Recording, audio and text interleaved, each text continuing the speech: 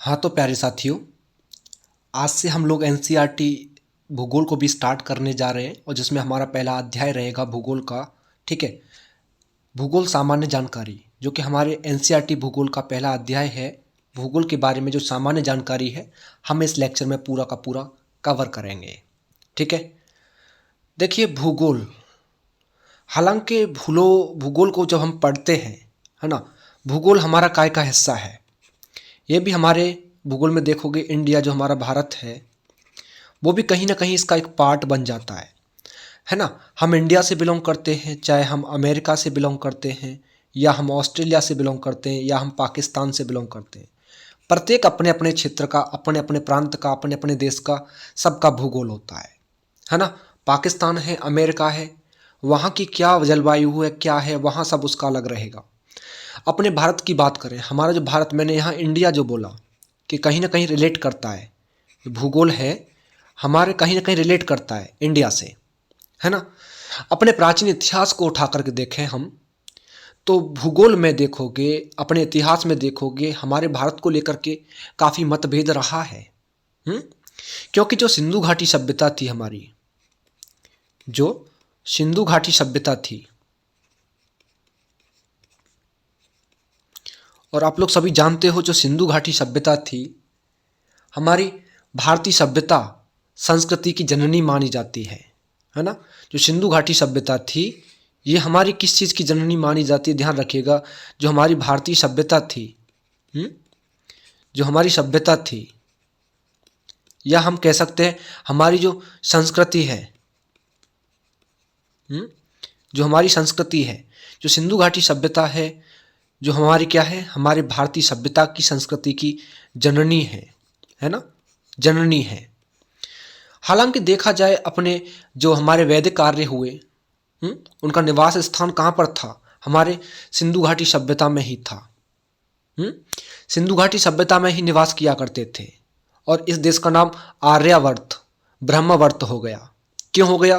क्योंकि जो उत्तर भारत था, उस उत्तर भारत में देखा जाए जो निवास करने वाले जो लोग आर्य रहते थे, आर्य, है ना, जो आर्य समुदाय था, इस आर्य समुदाय को देखेंगे हम तो उसी की वजह से हमारे देश का नाम ब्रह्मवर्त पड़ा। ब्रह्मवर्त पड़ा, आर्यावर्त पड़ा। हालांकि देखें तो और भी काफ़ी हुआ, जैसे कि ऋग्वैदिक काल में देख लो, उसमें 5 जन हुआ करते थे और उनमें से शक्तिशाली जो जन था, जो ट्राइब था, वो भरत के नाम पर इस देश का नाम भरत पड़ा, भारतवर्ष पड़ा। अपने हम वायु पुराण में पढ़ते, वायु पुराण को देखें, उसमें कहीं ना कहीं जो दुष्यंत का पुत्र था, जो दुष्यंत और शकुंतला का, जो दुष्यंत और शकुंतला का पुत्र था, उसका नाम क्या था? भरत था। उस भरत के नाम पर भी देखें तो हमारे देश का नाम भारत पड़ा। और भारत शब्द जो है सबसे पहले हमें पुराणों में ही देखने को मिलता है। जो भारत नाम पड़ता है देखने को, सबसे पहले पुराणों में ही देखने को मिलता है, जो हमारे पुराण हैं, है ना। हमारे बौद्ध धर्म में देख लो, बौद्ध काल में देख लो, हमारा जो बौद्ध काल था उसमें बौद्ध काल में हमारे देश को जम्बू द्वीप कहा गया है, इसको जम्बू द्वीप कहा गया है। हालांकि भारत के और भी काफ़ी नाम लिए जाते हैं। इंडिया है, इंडिया शब्द को देखोगे, जो इंडिया शब्द है हमारे देश का, इंडिया, इसकी स्थापना कब से हुई? जो यूनानी शब्द से देखें, कहाँ से हुई? एक यूनानी शब्द था, एक यूनानी शब्द था इंडोई, जो एक यूनानी शब्द था इंडोई, उस इंडोई से इसकी इंडिया शब्द की उत्पत्ति मानी जाती है। रोम में देखा जाए जो सिंधु नदी थी उसको इंडस के नाम से बोलते थे, है ना। उसके पूर्व में भाग में देख लो, वहाँ इंडिया संज्ञा दी गई थी उसको। पारसी लोग, ईरानी लोग आए, उन्होंने सिंधु नदी को हिंदू बोला, सबसे पहले हिंदुस्तान नाम पड़ा हमारे देश का। यानी कि जो भारत, या हम जो इंडिया कहते हैं, यानी कि अतीत काल से देखोगे, अपने पास्ट से देखोगे, अपने प्राचीन समय से देखोगे, जो एक तरीके से क्लियर तरीके से हम कह सकते हैं जो भौगोलिक या जो भू राजनीतिक जो इकाई है उसके नाम के रूप में इसको इंडिया या भारत हम लोग कहते हैं। क्योंकि इसके उत्तर पश्चिम में देख लो, है, उत्तर में देख लो या उत्तर पूर्व में देख लो, हिमालय पर्वत है, हिमालय पर्वतमाला देखने को मिलती है। दक्षिण पश्चिम में देख लो या दक्षिण पूर्व में देख लो, हिंद महासागर है। इसके जो दो उत्तरी जलभाग हैं, अरब सागर और बंगाल की खाड़ी, ये भी स्थित हैं। भौगोलिक विस्तार में देखोगे तो भारत के अलावा भी मैंने बताया पाकिस्तान है, बांग्लादेश है, म्यांमार है, नेपाल है, भूटान है, काफ़ी प्रभुत्व संपन्न देश शामिल हैं। उसके कारण देखा जाए तो हमें आज भी देखें तो एक भारतीय उपमहाद्वीप की संज्ञा दी जाती है, इंडियन सब कॉन्टिनेंट की संज्ञा दी जाती है। क्योंकि श्रीलंका और जो मालदीव है, इनको मिलाकर के देखें तो आज भी जो पूरा भूभाग है वो दक्षिण एशिया के नाम से जाना जाता है, वो भी दक्षिण एशिया के नाम से जाना जाता है, ध्यान रखिएगा।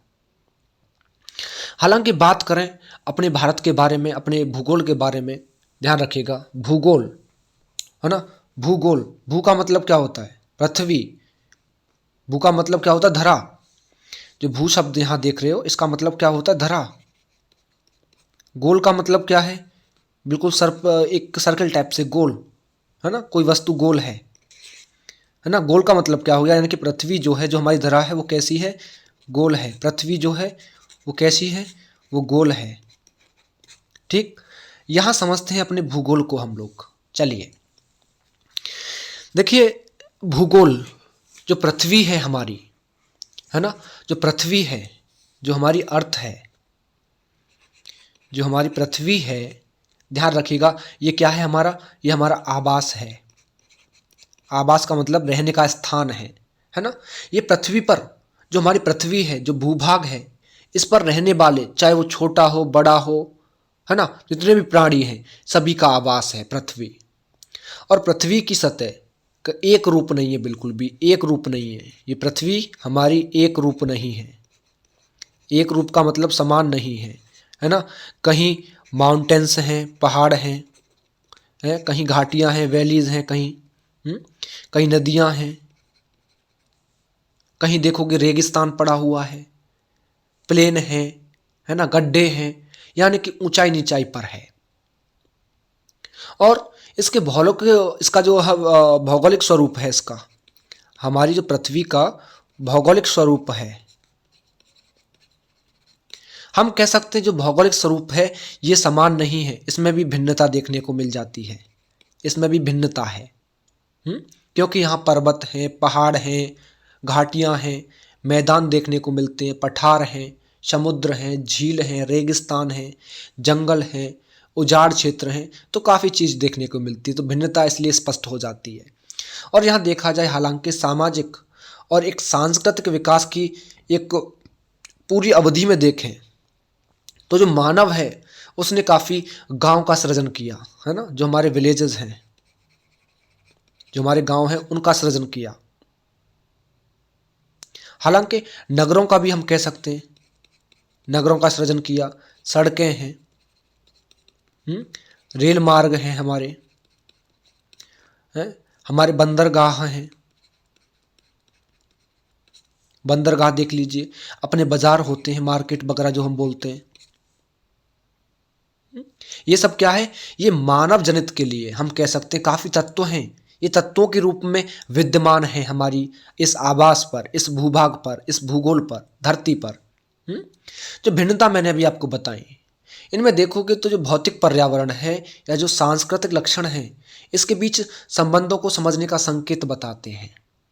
क्योंकि एक भौतिक पर्यावरण में देखोगे तो एक मंच हमारे सामने खड़ा हो जाता है, जिस पर कि मानव समाज ने अपने एक सृजनात्मक क्रियाकलापों का, अपना ड्रामा कह सकते हैं, अपनी तकनीक कह सकते हैं, उसके विकास से जो उपकरण प्राप्त हुए हैं उनसे इसको मंचित किया हुआ है। क्योंकि पृथ्वी को हमेशा मानव के आवास के रूप में देखा गया है।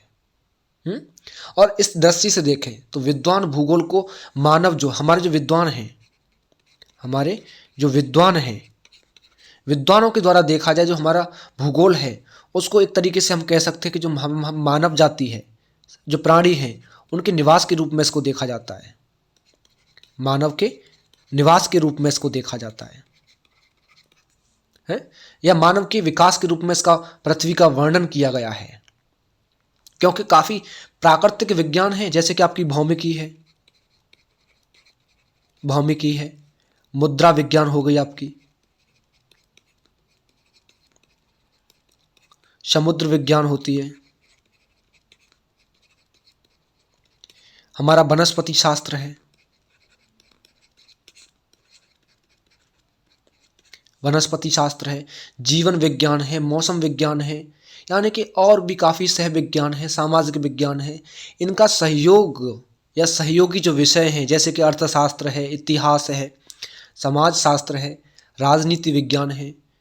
तो ये सब धरातल की जो वास्तविकता है उसके अलग अलग पहलुओं में अलग अलग पक्षों का अध्ययन हमसे करवाते हैं। क्योंकि भूगोल को देखोगे तो अलग तरीके से विज्ञान जो है, विज्ञानों के एक विषय वस्तु या एक विधि तंत्र से देखोगे तो काफ़ी भिन्न देखने को मिलती है। लेकिन हालांकि देखोगे तो और भी विषय हैं जो कि इसका निकट का संबंध दर्शाते हैं। क्योंकि भूगोल जो है हमारी जितनी भी प्राकृतिक सामाजिक विषय हैं उनसे एक सूचनाधार कह सकते हैं, एक सूचनाधार प्राप्त करके उसका संश्लेषण करता है। क्योंकि भूगोल को हम उन सभी तत्वों का अध्ययन करना होगा भूगोल के लिए जो कि एक क्षेत्रीय संदर्भ में अलग अलग होते हैं। हमारे भूगोलवेत्ता हैं, हमारे जो भूगोलवेत्ता होते हैं, अगर भूगोलवेत्ताओं के अकॉर्डिंग देखा जाए तो भूगोलवेत्ता जो एकमात्र हम कह सकते हैं कि धरातल पर जो तथ्य हैं उनमें एक जो विभिन्नता है, जो भिन्नता है, उनका अध्ययन नहीं करते बल्कि जो जन कारक का भी अध्ययन करते हैं, है ना। और जो विविध भिन्नताएं हैं उनके कारण क्या हैं, जैसे कि कह लो फसल का स्वरूप देख लो कि एक प्रदेश से दूसरे प्रदेश में भिन्न होता है, लेकिन ये भिन्नता एक तथ्य से हम कह सकते हैं, एक तथ्य के रूप में मिट्टी हो सकती है, जलवायु हो सकती है, बाजार में मांग हो सकती है, किसानों की जो आय व्यय की जो क्षमता है वो हो सकती है, या तकनीकी निवेश की उपलब्धता हो सकती है। तो इन सब में भिन्नता जो होती है उससे संबंधित होती है ना, प्रत्येक जगह पे, प्रत्येक प्रदेश में। क्योंकि ये इस प्रकार कह सकते हैं कि जो भूगोल की जो दिलचस्पी है कहीं ना कहीं दो तथ्यों से कह सकते हैं या फिर एक या एक से अधिक तत्वों के बीच कह सकते हैं। इसका कार्यकरण का संबंध हमें उसी से मिलता है। क्योंकि जो एक भूगोलवेत्ता है, हमारा जो एक भूगोलवेत्ता है, इस एक भूगोलवेत्ता के जो तत्व हैं उनकी व्याख्या देखें तो वो कार्यकरण के संबंध के ढांचे में ही करता है। क्योंकि ये केवल व्याख्या में ही सहायक नहीं है बल्कि जो तथ्य हैं उनका एक अनुमान लगा करके और भविष्य को देख करके एक परिप्रेक्ष्य में देखने की क्षमता भी रखता है। क्योंकि जो भौतिक और जो मानवीय हम कह सकते हैं दोनों प्रकार के भौगोलिक तथ्य हो सकते हैं जो कि स्थैतिक नहीं बल्कि गत्यात्मक हो सकते हैं हमारे, और होते हैं गत्यात्मक। क्योंकि स्थैतिक होंगे तो हमारी जो जलवायु है, जो संस्कृति है ना, उसमें तो कोई प्रभाव ही नहीं बचेगा अगर स्थैतिक होगी तो। क्योंकि स्थैतिक नहीं है ये है गत्यात्मक, इसमें गति है। कभी कोई मौसम है, कभी कुछ है, संस्कृति में बदलाव है, हमारे रहन सहन में, खान पान में, हर एक चीज़ में एक गत्यात्मक प्रोसेस चलता है इसमें। क्योंकि इनमें एक लगातार परिवर्तन जो होता है, और परिवर्तनशील हम कह सकते हैं कि पृथ्वी है, अथक कह लीजिए या निरंतर सक्रिय रहने वाला कह दीजिए।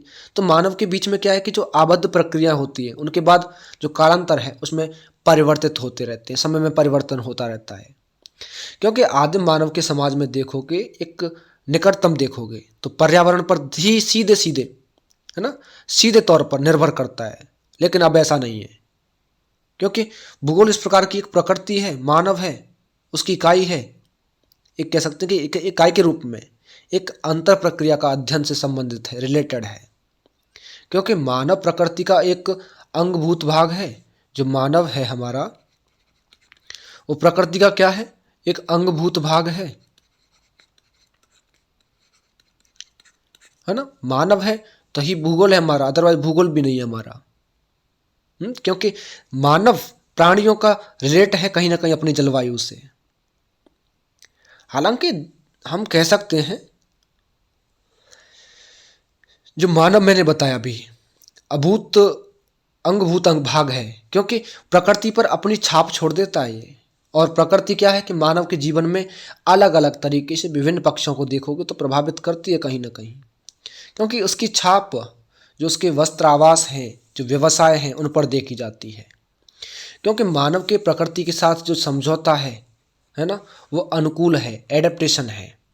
अनुकूल की बात हम यहाँ अनुकूलन हम इसलिए कह सकते हैं क्योंकि अपरिवर्तन भी कह सकते हैं, मॉडिफिकेशन। इसका जो माध्यम है पूरा का पूरा अपरिवर्तन है, क्योंकि उसने तकनीकें जो टेक्नोलॉजी जो है उनके खोज और जो प्रयोग किए, उसने अपने अस्तित्व के लिए एक सन्निकट प्रवेश किया, यानी कि प्राकृतिक जो वातावरण है उसको एक अपरिवर्तित करके एक प्राकृतिक संसाधनों का एक समुचित उपयोग करने के लिए अपने कार्य क्षेत्र के लिए कह सकते हैं एक क्षितिज में परिवर्धन कर दिया। हालांकि तकनीकी के माध्यम से हम लोग देख सकते हैं टेक्नोलॉजी जो होती है हमारी, टेक्नोलॉजी में देख लीजिए, है ना, विकास जब होता है, विकास के साथ साथ मानव जो है अपने ऊपर भौतिक पर्यावरण जो होता है उसके जो बंधन बंधे हुए हैं उनको ढीला करने में सक्षम हो गया है, क्योंकि तकनीकी ने श्रम की कठोरता को कम किया, श्रम दक्षता को क्षमता को उसने बढ़ावा दिया है। अवकाश का प्रावधान होता है तो मानव को एक उच्चतर आवश्यकताएं पूरी करने का अवसर दिया जाता है, क्योंकि उससे उत्पादन के पैमाने पर देखोगे श्रम की गतिशीलता में भी वृद्धि होती है, क्योंकि तकनीकी जो होती है हमारी, उस तकनीकी की टेक्नोलॉजी की सहायता से मानव जो है वो आवश्यकता की अवस्था से भी स्वतंत्र है, उसकी ओर अग्रसर हो रहा है, क्योंकि उसने सर्वत्र कह सकते हैं कि अपनी छाप छोड़ दी है प्रकृति के सहयोग पर, और सहयोग से क्या है जो संभावनाएं हैं उनका सृजन किया जा रहा है। अब हम कह सकते हैं कि जो हमारी मानवीकृत प्रकृति है या जो प्रकृति प्रभावित मानव के दर्शन से होती है, जो भूगोल है वो इसी अंतर प्रक्रियात्मक संबंध का अध्ययन करता है। परिवहन में देख लो, संचार में देख लो, है जो हमारे परिवहन है या जो हमारा संचार है, देख लो इनमें भी, परिवहन में भी संचार में भी, हालांकि जो साधन है इनके हैं वो एक जाल कह सकते हैं, जाल केंद्रों को माध्यमों से हम कह सकते हैं कि क्षेत्र को ये समाकलित करते हैं, संकलित करते हैं, क्योंकि एक सामाजिक विज्ञान के रूप में देखोगे तो भूगोल जो है वो इसी क्षेत्रीय समाकलन का एक संगठन का अध्ययन करवाता है हमसे जो है। यहाँ थोड़ी सी हम बात करें काय के बारे में, भूगोल के समाकलन के बारे में, इंटीग्रेटिंग के बारे में, जो भूगोल का समाकलन है।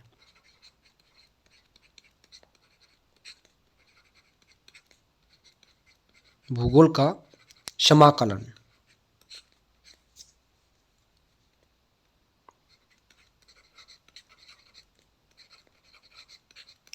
Integrating of geography.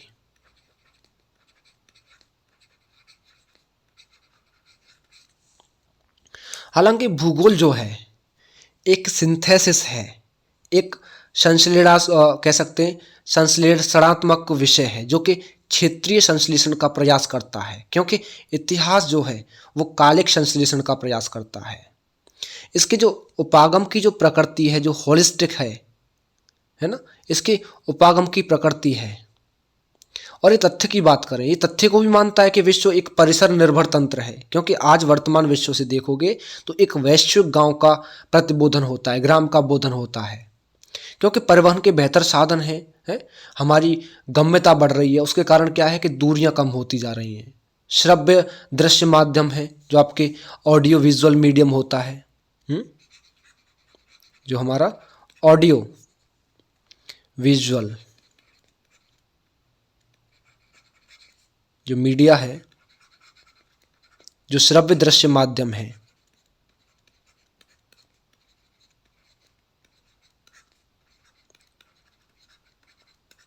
जो हमारे श्रव्य दृश्य माध्यम है या सूचना की तकनीक है, इनके आंकड़ों को देखोगे तो बहुत ज़्यादा समृद्ध हो गए हैं ये, क्योंकि टेक्नोलॉजी ने प्रकृति तथ्य के और आर्थिक या सामाजिक जो प्राचल हैं, जो पैरामीटर हैं, उनके निरीक्षण और परीक्षण के बेहतर अवसर दिए हैं हमें, है ना।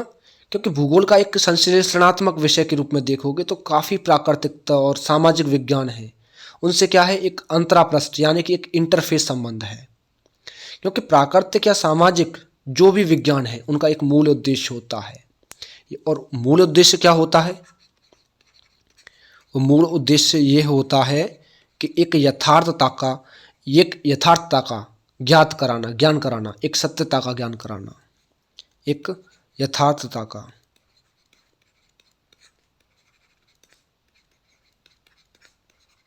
ज्ञान कराना। क्योंकि भूगोल जो है वो यथार्थता से जुड़ा हुआ है, और जुड़ा हुआ है जो तथ्य हैं उसके, वो एक साहचर्य का एक बोध कराते हैं हमें जो है, क्योंकि विज्ञान से संबंधित जो विषय हैं वो सभी भूगोल से जुड़े हुए हैं, क्योंकि उनके काफ़ी तत्व हैं जो कि हमारे क्षेत्र के संदर्भ में अलग अलग होते हैं। क्योंकि भूगोल जो है एक स्थानिक संदर्भ में देखोगे तो यथार्थता को समग्रता से समझने के लिए सहायक होता है। यानी कि भूगोल न तो केवल एक स्थान से दूसरे स्थान में कह सकते हैं, जो तथ्यों की भिन्नता है उन पर भी ध्यान देता है, और हालांकि एक समग्रता में भी समाकलित करता है, क्योंकि भूगोल एक ऐतिहासिक घटनाओं को प्रभावित करता है ना। स्थानिक दूरी है स्वयं विश्व के इतिहास की दिशा को परिवर्तित करने के लिए एक प्रभावशाली कारक हो सकता है, क्योंकि क्षेत्रीय विस्तार में देखोगे तो लड़ाई के दौरान विशेषकर जो पिछली शताब्दी है उनमें काफ़ी देशों के लिए सुरक्षा का साधन बना। एक परंपरागत युद्ध में बड़े आकार वाले देशों ने क्या किया, अधिक स्थान छोड़ करके समय का लाभ प्राप्त किया। अपने नए विश्व के देशों को देख लो, उनके चारों ओर क्या है, एक विस्तृत समुद्र है, रक्षा कवच है ना। उन्हें उनकी जो मिट्टी है उस पर युद्ध होने से बचाता रहा है। यदि हम विश्व की प्रमुख ऐतिहासिक घटनाओं का अध्ययन करें, विवेचन करें, तो उनमें से हमें प्रत्येक की भौगोलिक व्याख्या की जा सकती है। और हालांकि हम अपने हिस्ट्री में पढ़ते हैं ना भौगोलिक स्थिति को, जो भौगोलिक स्थिति होती है हम अपने इतिहास में पढ़ते हैं, है ना, उन सब का अध्ययन करवाता है, व्याख्या करता है। क्योंकि भारत में हिमालय जो है एक महान अवरोध है, उसके रूप में देश की रक्षा करता है। जो हमारा हिमालय है वो रक्षा करता है, रक्षा कवच है। लेकिन उस हिमालय में जो दर्रे हैं, वो मध्य एशिया के जो आक्रमण करने वाले जो लोग हैं, जो प्रवर्जक हैं, उनके मार्ग की सुविधा देता रहा है। हालांकि सामुद्रिक किनारों पर देख लीजिए, दक्षिण पूर्व एशिया में देख लो, यूरोप में देख लो, अफ्रीका में देख लो, तो इससे काफ़ी संपर्कों को प्रोत्साहन तो मिलता है, और प्रोत्साहन किया है इसने। अगर नौ संचालन की बात करें, एक नेविगेशन की बात करें, संचालन की, तो जो नौ संचालन तकनीक, जो टेक्नोलॉजी है, उसने यूरोप के देशों को भारत के साथ साथ काफ़ी एशियाई कह सकते हैं, अफ्रीका के राष्ट्र कह सकते हैं, उन पर क्या है, एक उपनिवेशीकरण करने में सहायता की है। क्योंकि उन्हें समुद्र के माध्यम से आसानी हो जाती है, रास्ता मिल जाता है। क्योंकि प्रत्येक भौगोलिक तथ्यों में देखोगे तो समय के साथ साथ परिवर्तन होता रहता है, और समय में क्या है, एक परिप्रेक्ष्य में उसकी जो व्याख्या होती है उसका वर्णन मिल जाता है हमें। भू आकृति देख लीजिए, जलवायु को देख लो, वनस्पति को देख लो, आर्थिक क्रियाएं हैं, व्यवसाय हैं, हमारे सांस्कृतिक विकास हैं, इन्होंने क्या किया है, एक निश्चित ऐतिहासिक पथ जो है, जो रास्ता है, उसका अनुसरण किया है। क्योंकि काफ़ी भौगोलिक तथ्य हैं, है ना, उनमें विभिन्न संस्थान हैं, उनके द्वारा क्या है, एक विशेष समय पर निर्णय लेने की जो प्रक्रिया है, उसके प्रतिफल, जो परिणाम मिलते हैं वही होते हैं। एग्जाम्पल पे बात कर लो, एक स्थान कह सकते हैं, एक मान लीजिए दो स्थान है हमारे पास, एक ए है एक बी है, दो हमारे पास स्थान है ये। अब क्या है, अब ए बी स्थान से 1500 किलोमीटर दूर है। ए जो है ये कितने किलोमीटर की दूरी है, 1500 किलोमीटर की दूरी है मान लो। जैसे कि विकल्प के रूप में हम कहें, ये भी कह सकते हैं कि जो ए स्थान है बी से 2 घंटा दूर है। यदि हवाई जहाज से यात्रा की जाए या 17 घंटा दूर है, तो यदि तीव्र गति, जो तीव्र रेल होती है, उससे यात्रा की जाए तो समय लगेगा, और समय की बचत भी हो रही है, एक समय को देखते हुए, एक रास्ते को देखते हुए भी, क्योंकि तकनीक है हमारे पास में। यही कारण होता है जो समय भौगोलिक है ना, वो अध्ययन के 4 आयाम के रूप में एक समाकलन भाग माना जाता है। हालांकि यहाँ हम थोड़ी सी बात कर लें अपने भौतिक भूगोल और एक प्राकृतिक विज्ञान के बारे में, अपने भौतिक भूगोल के बारे में।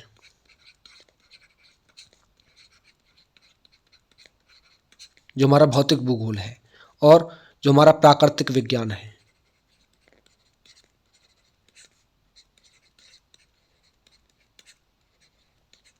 हालांकि देखोगे तो ये भौतिक भूगोल की जो शाखाएं होती हैं वो प्राकृतिक विज्ञान की एक अंतरापृष्ठ होती हैं।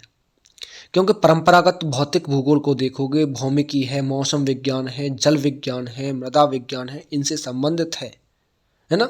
यानी कि जो भू आकृति है, जो भू आकृति विज्ञान है, जलवायु विज्ञान है, सामुद्रिक विज्ञान है, मुद्रा है, ये भूगोल का एक हम कह सकते हैं जो प्राकृतिक विज्ञान है, उससे कहीं ना कहीं इनके नज़दीकी संबंध है। क्योंकि ये अपनी सूचनाएं, है ना, विज्ञानों से प्राप्त करती हैं, साइंटिस्टों से प्राप्त करती हैं। जो साइंस है उससे प्राप्त करती हैं। जैव भूगोल है, वनस्पति शास्त्र है, जीव विज्ञान है, पारिस्थितिकी विज्ञान है। हैं? इनसे देखोगे तो अधिकतर निकटता से जुड़ी हुई है, क्योंकि मानव जो है अलग अलग तरीके से एक स्थैतिक निकेत है, उसमें निवास करता है। क्योंकि भूगोल को देखोगे तो काफ़ी हमारी खगोलीय स्थितियाँ हैं, हमारी खगोलीय स्थितियाँ हैं, बहुत सी हैं, उनसे जुड़ा हुआ है, उनके अध्ययन से जुड़ा हुआ है, जो कि अक्षांश और देशांतर का वितरण प्रस्तुत करती है। किसका? अक्षांश और देशांतर, अक्षांश और देशांतर, है ना। और पृथ्वी का जो आकार है, जो भूभाग है ना, क्या है? जो पृथ्वी का जो आकार है भूआब है,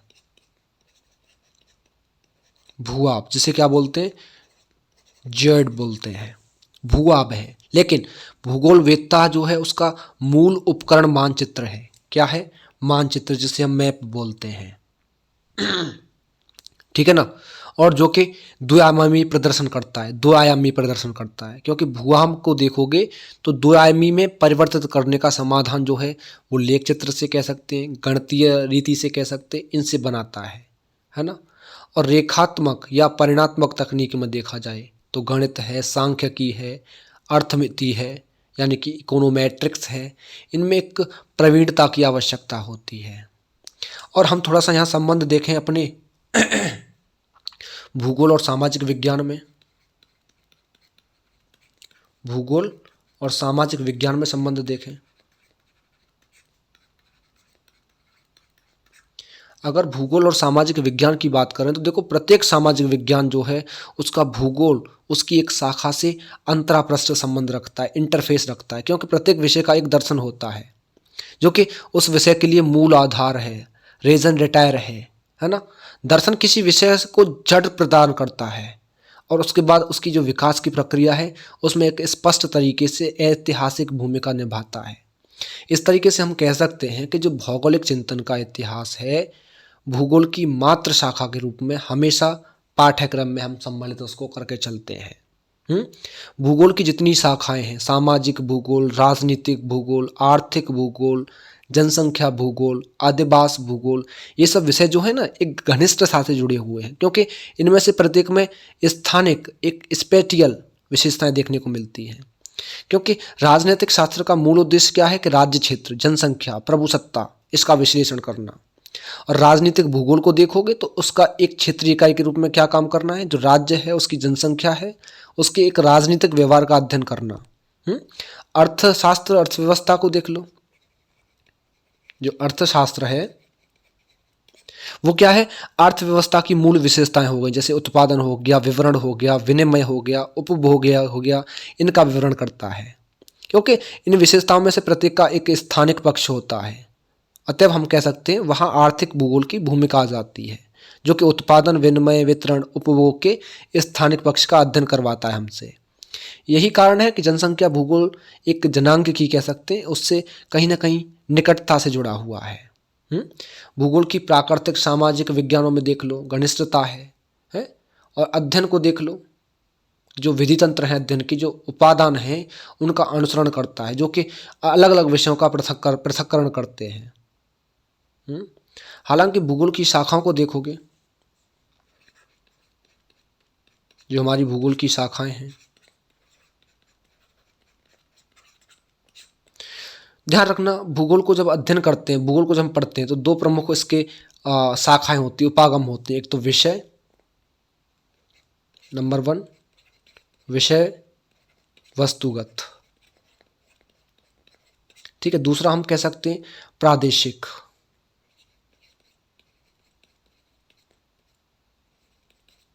प्रादेशिक। विषय वस्तुगत का मतलब होता है क्रमगत, क्रमबद्ध, ठीक है। प्रादेशिक, देखो विषय वस्तु भूगोल का उपागम वही होता है जो कि एक सामान्य भूगोल का होता है, क्योंकि ये उपागम क्या है, ध्यान रखना, एक जर्मन भूगोलवेत्ता हुआ करते थे, एक जर्मन के भूगोलवेत्ता हुआ करते थे, जर्मन भूगोलवेत्ता। और उनका नाम क्या था? जर्मन के भूगोलवेत्ता जो थे अलेक्जेंडर वॉन हम्बोल्ट। ध्यान रखना, अलेक्जेंडर वॉन हम्बोल्ट।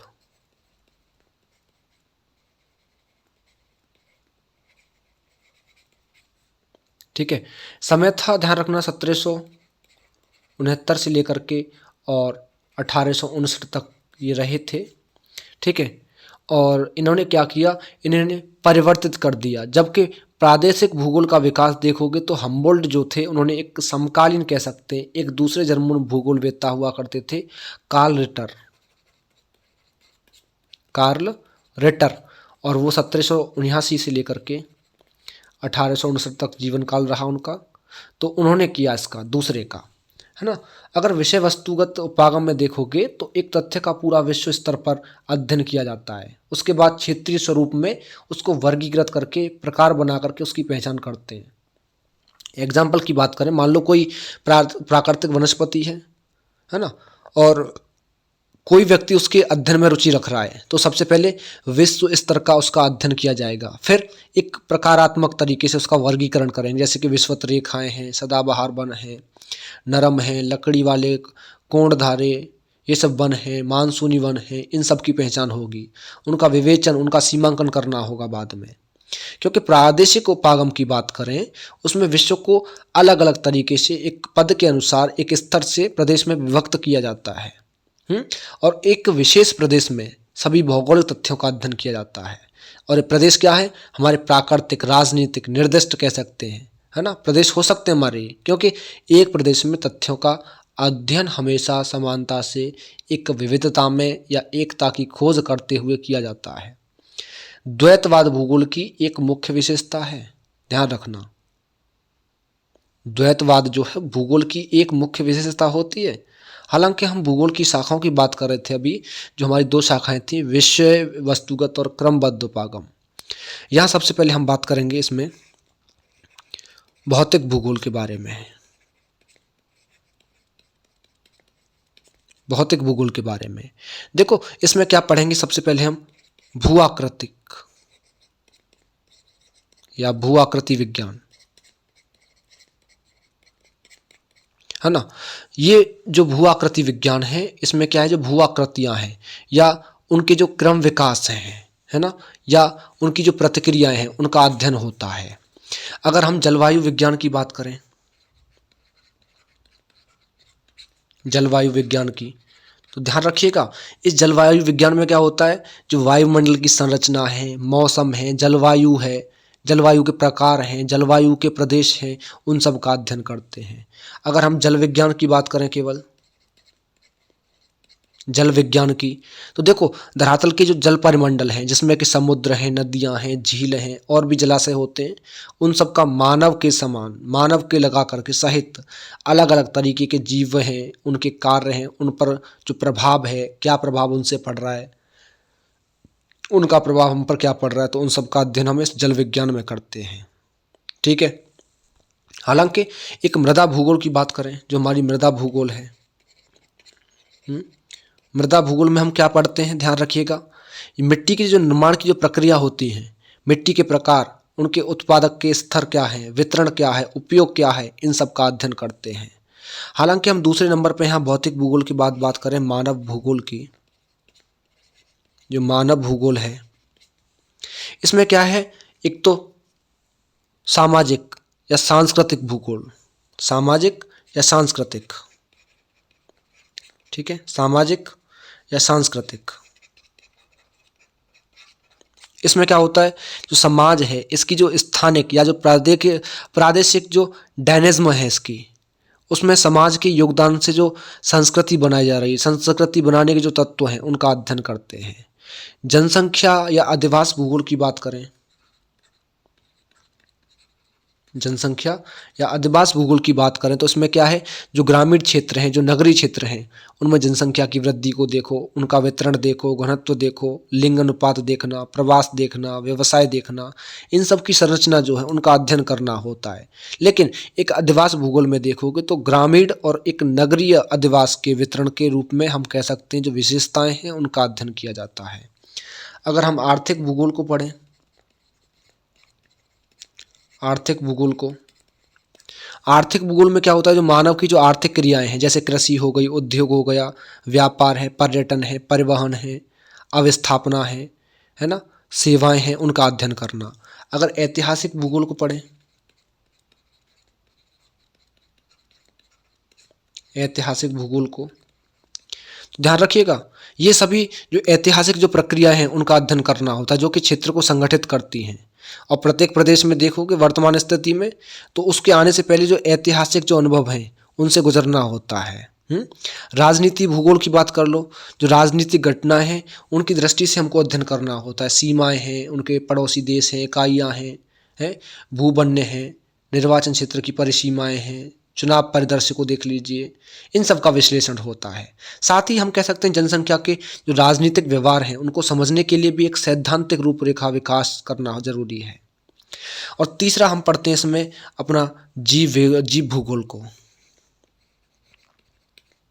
किसको? जीव भूगोल को। जो जीव भूगोल है, जो भौतिक भूगोल है और जो मानव भूगोल है, उसके अंतरापृष्ठ होता है, उसके इंटरफेस होता है बिल्कुल। उसके बाद ही हम जीव भूगोल का एक अभ्युदय प्राप्त कर पाते हैं। इसके अंतर्गत क्या होता है, कुछ शाखाएं होती हैं, जैसे कि हमारा जीव भूगोल हो गया। हमारा जीव भूगोल हो गया। जीव भूगोल क्या है, इसमें पशु हो गए, निवास क्षेत्र के स्थानिक स्वरूप हो गए, भौगोलिक विशेषताएं हो गई, इनका अध्ययन करोगे। वनस्पति भूगोल हो गया, वनस्पति भूगोल, इसमें जो प्राकृतिक वनस्पति है उनका निवास क्षेत्र जो हैबिटेट है उनमें एक स्थापित प्रारूप का अध्ययन करते हैं। पारिस्थितिक विज्ञान है, इसमें प्रजातियों में जो स्पाइसेस होती हैं उनके निवास स्थान, क्षेत्र, वैज्ञानिक नाम वगैरह जो भी है उनका अध्ययन करते हैं। पर्यावरण भूगोल है, पूरे विश्व में देख लो जो पर्यावरणीय जो प्रतिबोध हो रहा है, प्रतिबोधन जो हो रहा है, उसके बाद जो पर्यावरण की जो समस्याएं हैं जैसे कि भूमि ह्रास हो गया, प्रदूषण हो गया, संरक्षण वगैरह हो गया, इनका एक अनुभव करने के बाद में जो अध्ययन करते हैं हम इस चीज़ का, जो शाखा है उसका जो अध्ययन करते हैं वो पर्यावरण भूगोल हो गया। हालांकि देखोगे तो भूगोल, भूगोल, यहाँ एक शब्द में हम देखें कि भूगोल है क्या हमारा। अभी मैंने भूगोल को डिफाइन नहीं किया और भूगोल को मैं समझाता हूँ आप लोगों को। जो भूगोल है हमारा, जो भूगोल है हमारा, ध्यान रखिएगा भूगोल को, भूगोल को एक सरल शब्दों में हम लोग कह सकते हैं कि भूगोल क्या है, पृथ्वी का वर्णन है, पृथ्वी का वर्णन है। भूगोल जो होता है पृथ्वी का वर्णन है। सबसे पहले ध्यान रखिएगा जो भूगोल शब्द है हमारा, इस शब्द का प्रयोग किसने किया था, एरेटोस्थनीज ने कराया था। एरेटोस्थनीज ने सबसे पहले भूगोल शब्द का प्रयोग किया था। कब किया था? एक ग्रीक विद्वान हुआ करते थे एरेटोस्थनीज, उन्होंने किया था 276 से लेकर के और 194 ईसा पूर्व के बीच में। ठीक है, एरेटोस्थनीज नाम के एक ग्रीक विज्ञान हुआ करते थे, ये ग्रीक विद्वान थे। ठीक, और ये जो शब्द है हमारा, ग्रीक भाषा के ही दो शब्द थे, जियो और प्लस ग्राफोस। जियो का मतलब क्या होता है, पृथ्वी, इसका मतलब क्या है, पृथ्वी। और जियोग्राफोस का मतलब हम कह सकते हैं एक तरीके से वर्णन करना। एक शब्द में हम बोल सकते हैं कि पृथ्वी का वर्णन, पृथ्वी का वर्णन। ज्योग्राफी का मतलब यही होता है जो मैंने भी यहाँ बताया, पृथ्वी का वर्णन। ध्यान रखिएगा इस चीज़ को। हालांकि देखोगे हमारे और भी इतिहासकार हुए, जैसे कि आपके रिचार्ड हार्टसोन हुए थे, एक आपके रिचार्ड हार्टसोन। उन्होंने तो ऐसा बताया कि जो भूगोल है, भूगोल का मतलब क्या है, यानी कि जो धरातल की जो प्रादेशिक जो क्षेत्रीय भिन्नता है ना, उसका वर्णन करना, उसका व्याख्या करना, वही भूगोल है। एक आपके अल्फ्रेड हेटनर हुए थे,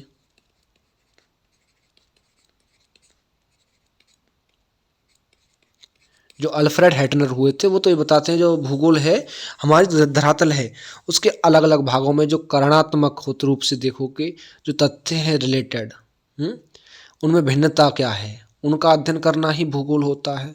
है ना। तो ये हमारी भूगोल की थोड़ी सी बात रही।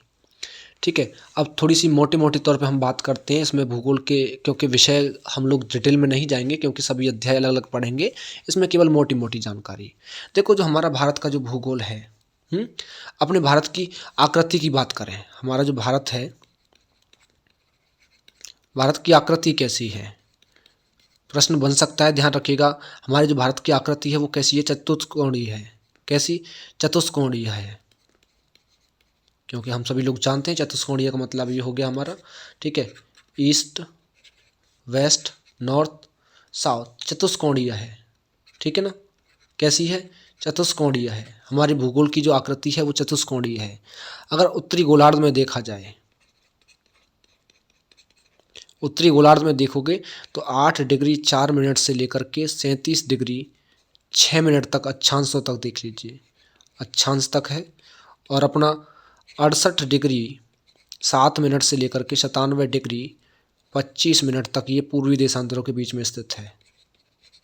कहाँ, पूर्वी देशांतर, ठीक है। और इसका क्षेत्रफल बात करें, अपने भारत का क्षेत्रफल जो है सब जानते हो, 32,87,263 वर्ग किलोमीटर, है ना। और जो एक ध्यान रखना, जो मैकमोहन रेखा है, जो मैकमोहन रेखा है, ध्यान रखिएगा, हमारा जो भारत है और जो चीन है, इन दोनों के बीच में सीमा है मैकमोहन रेखा, है ना। एक आपकी रेड क्लिफ होती है, रेड क्लिफ रेखा जो है हमारे भारत और पाकिस्तान के बीच में रेखा है, भारत और पाकिस्तान के बीच में है। और भारत और जो म्यांमार है इनके बीच देखोगे तो हिमालय जो है, हिमालय की लुसाई है, हिमालय की लुसाई है, पटकोई है, अराकान है, ये सब श्रेणियां हैं, प्राकृतिक सीमाएं बनाती हैं। अगर 24 डिग्री अक्षांश से देखोगे, 24 डिग्री अक्षांश से देखा जाए तो कक्ष का जो रण है उसमें भारत और पाकिस्तान सीमा का विवाद है ना। इसकी भूमि सीमा देखोगे तो लगभग 15,200 किलोमीटर है। और द्वीप समूह को लगा करके देखोगे तो समुद्र तल की जो पूरी लंबाई है टोटल वो कितनी है, 7516.6 किलोमीटर है। अपने हम भारत को अगर क्षेत्रफल की दृष्टि से देखें, एक क्षेत्रफल की दृष्टि से अगर देखा जाए अपने भारत को, तो विश्व में कौन सा स्थान है, इसका 7वां स्थान है। हालांकि हमारे कृषि की भूमि की बात करें, जो हमारे यहाँ कृषि योग्य जो भूमि है उस भूमि की तुलना अगर विश्व में की जाए तो ध्यान रखिएगा, संसार में जो सबसे पहले क्या है, अमेरिका है, संयुक्त राष्ट्र अमेरिका, कृषि के मामले में, है ना। उसके बाद हमारा दूसरे नंबर पर भारत का नंबर आता है कृषि योग्य भूमि को लेकर के। हालांकि कर्क रेखा जो है, कर्कवृत्त जो है, भारत को लगभग 2 भागों में बांटता है ना। हमारे भारत की जो स्थल सीमा है वो पाकिस्तान, अफगानिस्तान, चीन, नेपाल, भूटान, म्यांमार और बांग्लादेश से लगी हुई है। पूरब में बांग्लादेश के साथ देखोगे तो भारत की जो लंबाई है वो कितनी है, 4096 किलोमीटर, इतनी लंबी है। उत्तर में चीन के साथ देख लो, चीन के साथ देखोगे तो 3917 किलोमीटर है। अफगानिस्तान के साथ देख लो कितनी है, 80 किलोमीटर है। उत्तर पश्चिम में पाकिस्तान के साथ देख लो, पाकिस्तान के साथ कितनी है, 3310 किलोमीटर है। ये अंतर्राष्ट्रीय सीमाएं हैं। और भारत की नेपाल के साथ देखोगे, नेपाल के साथ में तो वो लगभग 1752 किलोमीटर की लंबाई है, वो भी अंतर्राष्ट्रीय लंबाई है, अंतर्राष्ट्रीय सीमा है ना। ध्यान रखना, हमारी जो भौगोलिक स्थिति है हमारे भारत की वो कहाँ पे स्थित है, हमारे उत्तरी पूर्वी गोलार्ध में, उत्तरी पूर्वी गोलार्ध में स्थित है, ठीक है। देशांतर में बता ही चुका। अगर इसकी भौगोलिक विस्तार की बात करें, लंबाई की बात करें, लंबाई की ध्यान रखिएगा, उत्तर से दक्षिण हम देखें इसको तो 3214 किलोमीटर है। और वहीं चौड़ाई देखें, इसकी चौड़ाई कैसे देखेंगे, यानी कि पूरब से पश्चिम देखेंगे, ठीक है, वो कितनी है, 2933 किलोमीटर है। इसकी स्थलीय सीमा की बात करें अपने भारत की, जो स्थलीय सीमा है वो कितनी है, ध्यान रखिएगा, 15,106 किलोमीटर, 0.7 किलोमीटर। जो इसकी प्रादेशिक जल सीमा है वो समुद्र तट से लगभग 12 समुद्री मील तक है। कितनी? 12 समुद्री मील, है ना। जलवायु कैसी है यहाँ की? यहाँ की जलवायु की बात करें, जो जलवायु है ध्यान रखिएगा वो मानसूनी जलवायु है, मानसूनी जलवायु, है ना। क्षेत्रफल में बता ही चुका आप लोगों को। अगर विश्व के टोटल देखें इसके क्षेत्रफल को, विश्व के टोटल क्षेत्रफल का परसेंट निकालें तो वो 2.4% है। जनसंख्या की बात करें, विश्व की कुल जनसंख्या की बात करें परसेंट में देखें तो वो जनसंख्या कितनी है? 17.5% है लगभग, ठीक है। और जनसंख्या की दृष्टि से हमारे देश का जो स्थान है वो दूसरा स्थान है, ठीक है ना। और अभी हम इसमें सामान्य जानकारी में इतना ही पढ़ेंगे यहाँ पे, बाकी का हम कल से अपना अध्याय स्टार्ट करेंगे, ठीक है ना। सेकंड अध्याय जो हमारा दूसरा चैप्टर रहेगा उसको हम पढ़ेंगे, और दूसरा चैप्टर हमारा कौन सा रहेगा वो मैं आपको बता दे रहा हूँ। और जो आपका सेकंड चैप्टर रहेगा वो हमारी पृथ्वी की उत्पत्ति और विकास रहेगा। सेकंड चैप्टर हमारा कौन सा? पृथ्वी की उत्पत्ति और विकास, ठीक है। ये हमारा दूसरा अध्याय है, इसको हम कल चर्चा करेंगे इस पर, ठीक है। आज हम सामान्य जानकारी को यहीं करते हैं। आई होप आप लोगों को अच्छे से समझ में आ गया होगा, क्लियर हो गया होगा, ठीक है। चलिए मिलते हैं अगले अध्याय में।